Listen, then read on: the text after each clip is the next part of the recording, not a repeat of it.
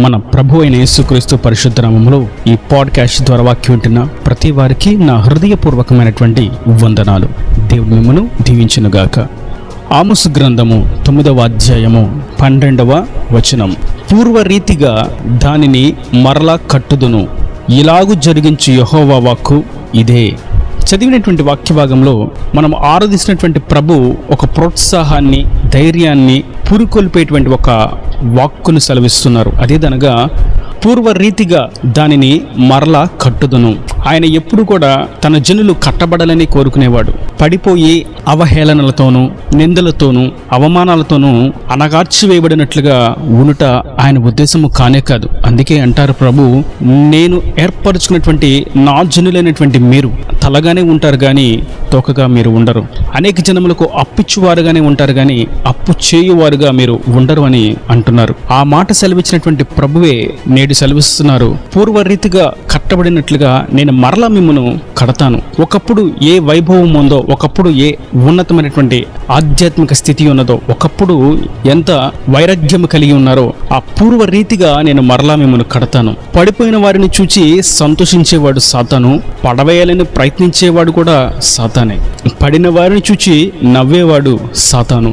అయితే పడిన వారికి చేయందించేవాడు, కూల్చబడిన దానిని మరలా కట్టువాడు, దుఃఖ సముద్రంలో మునిగిన వారికి ఓదార్పునిచ్చేవాడు, ఆదరణ లేక కొట్టుమిట్టాడుతున్నటువంటి ప్రతికూల పరిస్థితుల్లో ఊతనిచ్చువాడు, త్రాణ పుట్టించి ధైర్యము నెలకొల్పి ముందుకు నడిపించువాడు యేసుక్రీస్తు. మనం ఆరాధిస్తున్నటువంటి ప్రభు మనలను కట్టువాడు. దావీదు బత్షెబతో పాపం చేసినప్పుడు తాను పాపములో పడిపోయాడు.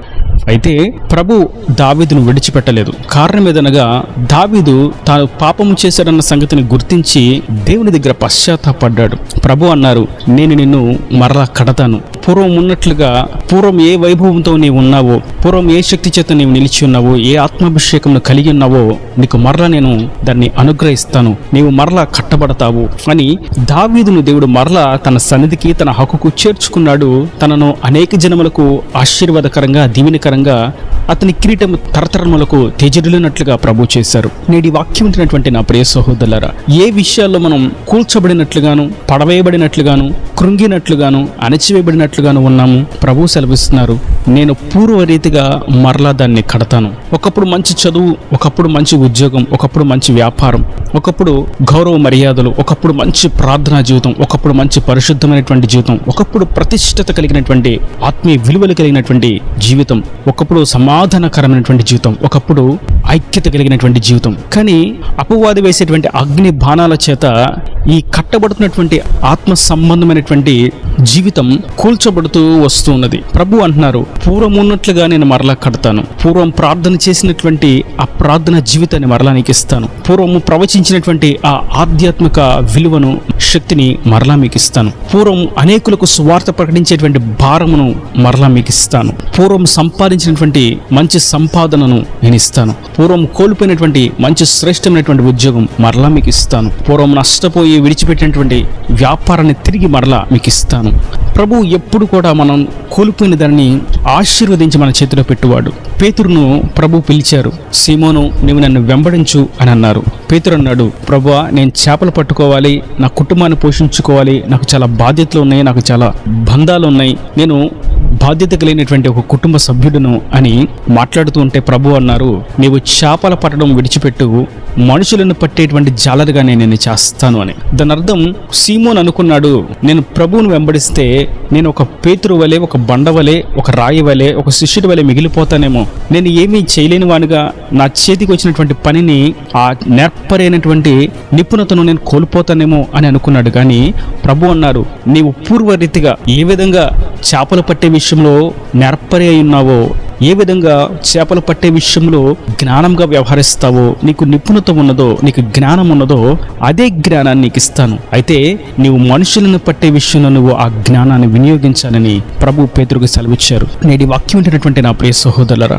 మనం గుర్తించవలసినది ఒకటే, మనము పడద్రోయబడి, కూల్చబడి, నెట్టివేయబడి, కొట్టబడి, అవమానపరచబడి, తిరస్కరించబడినటువంటి ప్రతికూల స్థితిగతుల నుండి ప్రభు లేవనెత్తుతాడు, మరలా తిరిగి మనలను కడతాడు. అయితే ఇక్కడి నుంచి చేయవలసింది చేయాల్సిందల్లా ఆయన అడుగు జాడల్లో మనం నడిచిపోటయు, ఆయన కొరకు జీవించుటయు, ఆయన మహిమార్థమై ఆయన ఇచ్చినటువంటి తలాంతులను ఉపయోగించుటయు. అయితే మనం గుర్తించవలసినటువంటి మరొక విషయం ఇక్కడ మనకు అర్థమవుతుంది. అదేదనగా అసలు కట్టబడినటువంటి ఆ కట్టడం ఎందుకు కూల్చబడింది? పూర్వం చాలా వైభవంగా ఉన్న ఆ స్థితి ఇప్పుడు ఎందుకు కూల్చబడింది అని చూసినట్లయితే, దేవుడు ఇచ్చినటువంటి ఆ ఆశీర్వాదాన్ని, ఆ దీవెనను దుర్వినియోగం చేయడం ప్రారంభించడం చేత, అపవాది వారి తలాంతులను వాడుకున్నట్టు చేత, అపవాది వారి జీవితాలకు చొరబడి వారి జీవితాన్ని అంధకారమయం చేయడం చేత, పరిశుద్ధమైన దాన్ని అపవిత్రతకు అంటుకట్టడం చేత వారు కట్టుకున్నటువంటి జీవితం, వారు కట్టుకున్నటువంటి ఆ గుడారం, వారు కట్టుకున్నటువంటి ఆ యొక్క కట్టడము కూల్చబడిపోయింది. ప్రభు అంటున్నారు, ఇప్పటి వరకు నీ సొంత ఆలోచనతో, నీ స్వచిత్తాలతో అపవాది తంత్రాలకు చిక్కుబడి వాడి బంధకాల్లో బంధించబడి కట్టడను, నిర్మాణమును కూల్చబడినట్లుగా చేసుకున్నావు. అయితే నేడు నేను నిన్ను మరలా పూర్వరీతిగా కడతాను, పూర్వం ఉన్నట్లుగా నీ వైభవం నీకు మరలా తిరిగిస్తాను. ఇక మీదట నీవు నా మహిమార్థమై నా చిత్తము చేయుటకు, నా ఆజ్ఞానుసారంగా జీవించుటకును, నన్ను గురించి ప్రకటించుటకును, నా వలె జీవించుటకును, నా స్వరూపులకు మార్చబడుటకును, నా ఆత్మశక్తి చేత నింపబట్టుకును, నా శిష్యునిగా నీ ఊనుటకును తీర్మానము చేసుకుని నా వైపు తిరిగినట్లయితే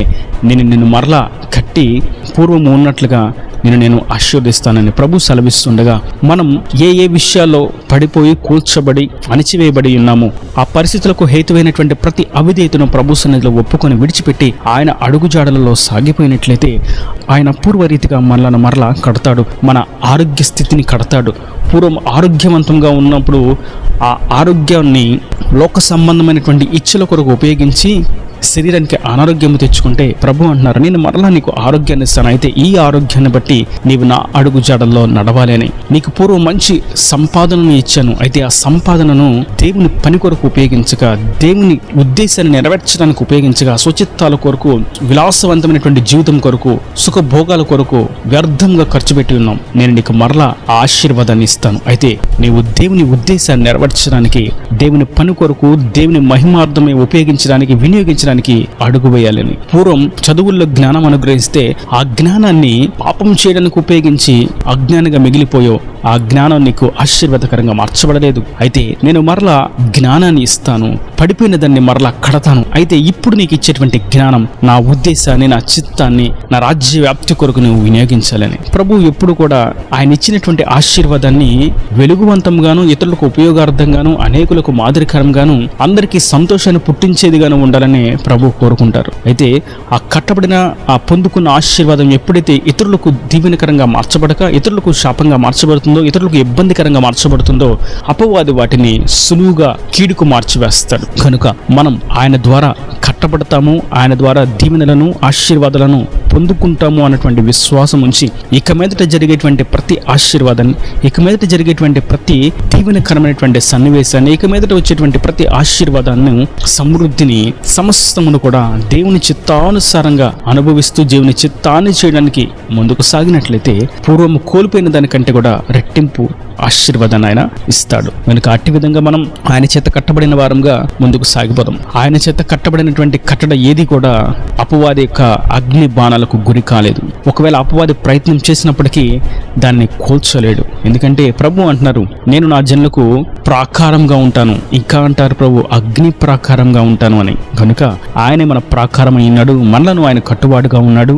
మనము కోల్పోయిన ఆశీర్వాదాన్ని తిరిగి మనకు ఇచ్చువాడుగా ఉన్నాడు. అది సంతానం విషయంలో కానీ, ఆరోగ్యం విషయంలో కానీ, ఉద్యోగం విషయంలో కానీ, వ్యాపారం విషయంలో కానీ, చదువుల విషయంలో కానీ, కుటుంబ పరిస్థితుల విషయమే కానీ, వివాహ విషయంలో కానీ, సమస్త విషయంలో కూడా ఆయన మరలా కట్టుదేవుడిగా ప్రత్యక్షమై ఉండగా ఆయన ఎందు విశ్వాసం ఉంచి ఆయన కొరకు, ఆయన సాక్షిగా, ఆయన అడుగుజాడల్లో సాగిపోదాం. దేవుని రాజ్యానికి వారసులుగా మార్చబడదాం. ఈయన దేవుడు మాటల ప్రతి వాని హృదయంలో నీరుకట్టి పనింపు చేయను గాక.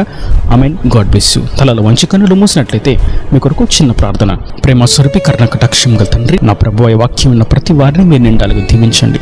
పూర్వ రీతిగా నీవు నీ జనులను మరలా కడతానని మీరు సెలవిచ్చారు. నా తండ్రి, వాక్యం ప్రతి వారి జీవితాన్ని మీరు కట్టండి. అన్ని కోణాల్లో, అన్ని విషయాల్లో, ఆధ్యాత్మికంగాను, భౌతికంగాను మీరు కట్టి నీ సాక్షిగా తేజరిల్లింప చేయండి. ఇంకా వారి ప్రతి అవసరతను, అక్కర్ను నీ మహిమశలో తెచ్చి నీ రాకడ రాజ్యాన్ని సిద్ధపరచమని యేసు పరిశుద్ధ నామమున ప్రార్థించి వేడుకుంటున్నాను తండ్రి. ఆమేన్. ఆమేన్.